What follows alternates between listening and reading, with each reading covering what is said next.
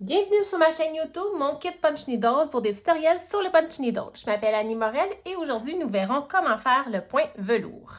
Le point velours, dans le fond, c'est le point pompon. Donc, pour faire le point pompon, il faut s'assurer pour commencer que notre punch a une longue aiguille. Donc, qui est quasiment sur la plus grande longueur pour pouvoir avoir des grandes boucles pour après ça les couper et venir le tracer pour faire un pompon. On va se mettre sur l'endos de notre cerceau. On va venir puncher comme qu'on fait d'habitude. On va traverser notre brin de l'autre côté.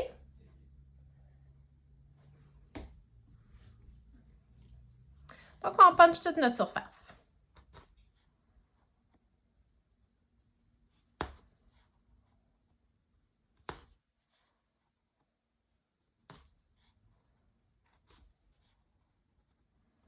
Toujours en amenant notre punch à toucher notre toile pour avoir la même longueur de boucle.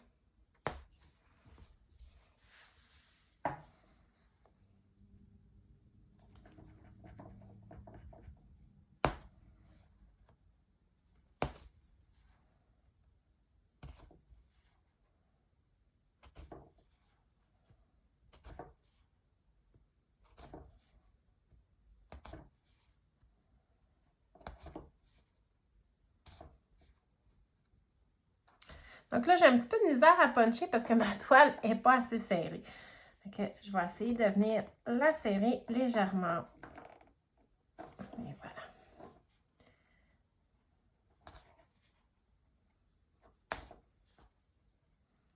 Donc, si vous pouvez faire vos points soit en quinconce ou juxtaposés, il n'y a pas de problème. On ne verra pas une grande différence de l'autre côté quand on va regarder les boucles. Là. Puis en plus, on va venir les couper, donc on ne verra pas de différence.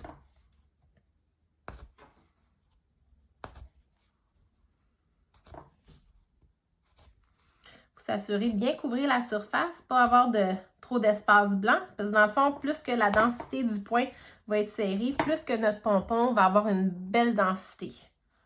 S'il y a trop de loose, mais ça va nous faire un pompon avec des trous. Là.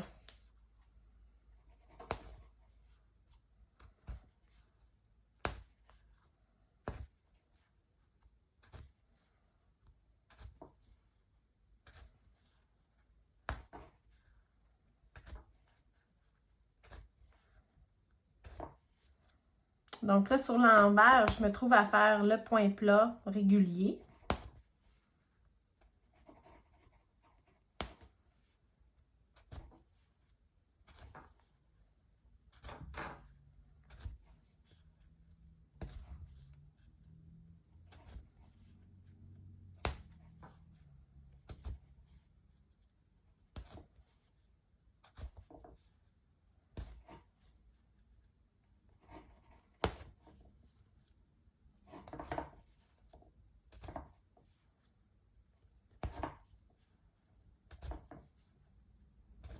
Et voilà.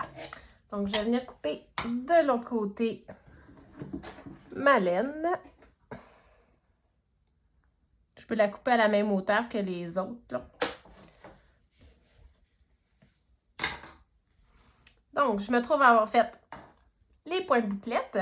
Pour que ça devienne un point velours, il faut vraiment venir couper chaque petite bouclette.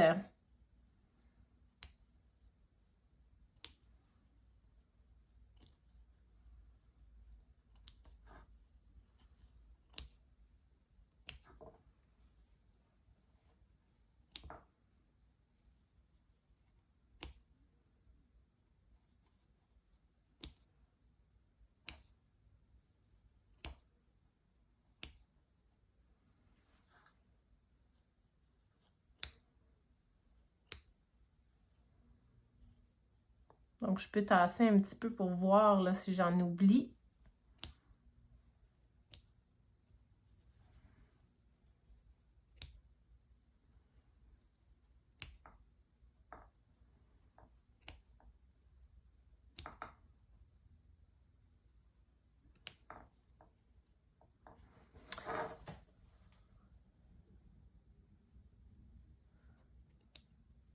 Pour découper vos bouclettes, dans le fond, vous pouvez prendre un petit peu n'importe quel type de ciseaux. Personnellement, j'aime bien ces petits ciseaux à broderie. Je trouve que c'est plus précis avec la petite pointe pointue. Puis en même temps, quand on va venir faire notre petite coupe de cheveux après, ben c'est plus simple aussi avec un petit ciseau fin qu'avec un ciseau de cuisine, là.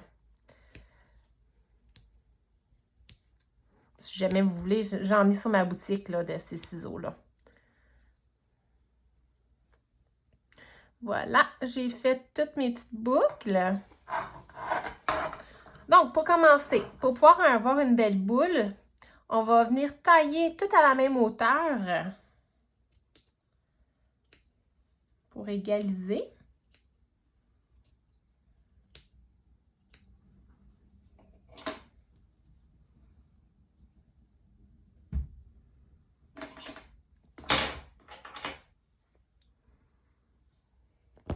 Donc, quand on trouve que la hauteur ressemble sensiblement pareil, on va commencer à venir faire une petite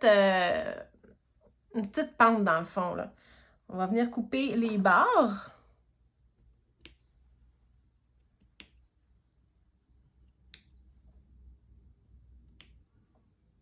Avec une inclinaison. Puis, je vais venir recouper un petit peu moins incliné.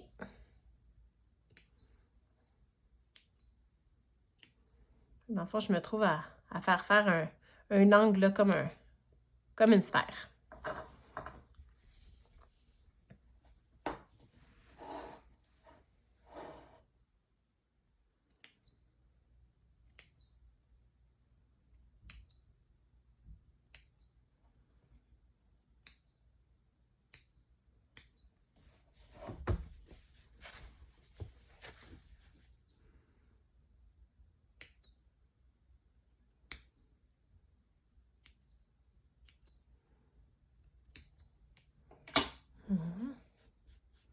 Donc, on peut voir si je compare les deux boules que j'ai faites.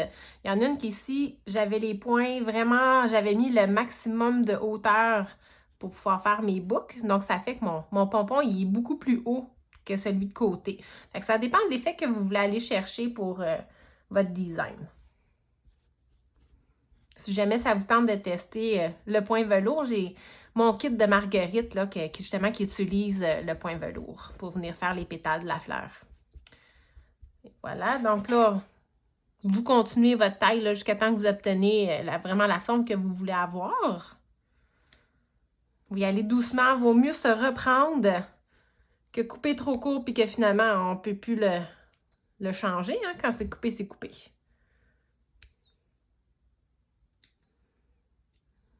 Et voilà. Après ça, mettez-vous au-dessus d'une poubelle, venez épousseter ou prendre une petite balayeuse aussi. C'est parfait pour venir ramasser les résidus. Donc voilà, c'était le point velours.